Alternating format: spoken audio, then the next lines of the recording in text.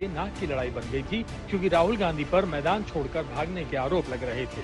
BJP बार बार एक ही बात कह रही थी, स्मृति ईरानी से डरकर राहुल गांधी रायबरेली से चुनाव लड़ रहे हैं। अरे कोई इनके दिमाग को भी जरा बता दो कि अब रायबरेली की जनता भी खटाखट खटाखट खटाखट भेजेगी घर। अमेठी से गए, रायबरेली से भी जाएंगे। मतलब उत्तर प्रदेश में राहुल गांधी को कमतर आंकना बीजेपी को भारी पड़ा। अब राहुल गांधी उत्तर प्रदेश के रास्ते कांग्रेस का उज्जवल भविष्य देख रहे हैं। इसकी वजह है यूपी में कांग्रेस का प्रदर्शन। यूपी में कांग्रेस इस बार समाजवादी पार्टी के साथ गठबंधन कर चुनाव मैदान में उतरी थी और 17 सीटों पर चुनाव लड़ा, जिसमें से 6 सांसद जीत कर आए। कांग्रेस का वोट शेयर भी 6.36% से बढ़कर 9.46% पर पहुंच गया। इलाहाबाद, सहारनपुर और सीतापुर लोकसभा सीट पर करीब 4 दशक के बाद कांग्रेस को जीत मिली है। बाराबंकी में 2009 के बाद वापसी की है तो अमेठी में 5 साल पहले मिली हार का हिसाब बराबर कर लिया है।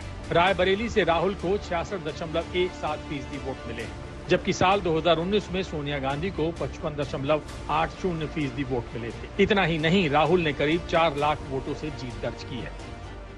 यहाँ एक सेना बनाई और इस सेना के तहत आपकी मजबूती से दोनों रायबरेली और अमेठी हम जीते। ये एक ऐतिहासिक जीत रही। यहां से मुझे गर्व होता है इस बात को कहने में, अवध से पूरी यूपी में और पूरे देश भर में ये संदेश आप लोगों ने भेजा कि हमें एक समर्पित, एक सच्ची, एक साफ राजनीति चाहिए अपने देश में। तो आपको एक बहुत बड़ा धन्यवाद देना चाहती हूं, क्योंकि जब मैं यहां आई थी इस बार चुनाव लड़ने के लिए, मैंने कहा था कि लगभग 300 घंटे हैं, 2-2, 3-3 घंटे निकाल लीजिए सोने के लिए, बाकी सब काम करेंगे। और आपने ये करके दिखाया है। दिन रात हमने काम किया इस नतीजे के लिए। सबसे बड़ा धन्यवाद रायबरेली की जनता को, मेरे परिवार के सदस्यों को, जिन्होंने मेरे बड़े भाई को वोट देकर इतनी भारी बहुमत से जिताया। हम सब आपके आभारी हैं। हालांकि उत्तर प्रदेश में राहुल की राह में कांटे ही कांटे हैं, क्योंकि पार्टी हाशिए पर है। उत्तर प्रदेश में 80 सीटें हैं, लेकिन कांग्रेस जैसी राष्ट्रीय पार्टी के सिर्फ 6 सांसद हैं।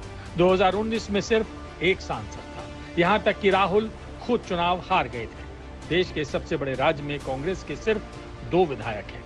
यूपी से 31 राज्यसभा सांसद आते हैं, लेकिन कांग्रेस खाते में एक भी राज्यसभा सांसद नहीं है। यूपी विधान परिषद की 100 सीट में एक भी एमएलसी कांग्रेस का नहीं है। करीब 35 साल से कांग्रेस यूपी में सरकार बनाने में नाकाम रही है।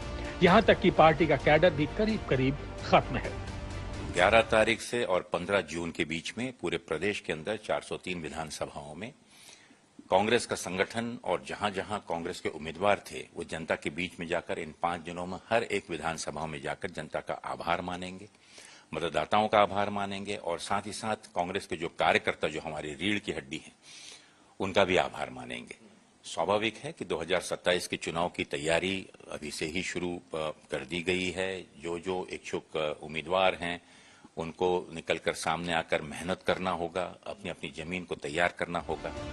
भले ही यूपी से कांग्रेस की बड़ी उम्मीदें जुड़ गई हैं, लेकिन खोई हुई जमीन हासिल करना आसान नहीं होगा।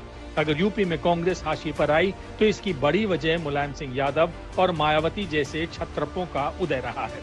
1989 में नारायण दत्त तिवारी कांग्रेस के आखिरी मुख्यमंत्री रहे। उसके बाद यूपी की राजनीति समाजवादी पार्टी, बीएसपी और बीजेपी के इर्द गिर्द घूम रही है। यानी उत्तर प्रदेश में कांग्रेस की भूमिका बहुत छोटी है। सरल शब्दों में समझें तो बिना गठबंधन के यूपी में कांग्रेस की राह बहुत कठिन है। हालांकि 2024 में हिट हुई 2 लड़कों की जोड़ी 2027 में भी मिलकर चुनाव लड़े तो नतीजे क्या आएंगे, ये यूपी की जनता तय करेगी।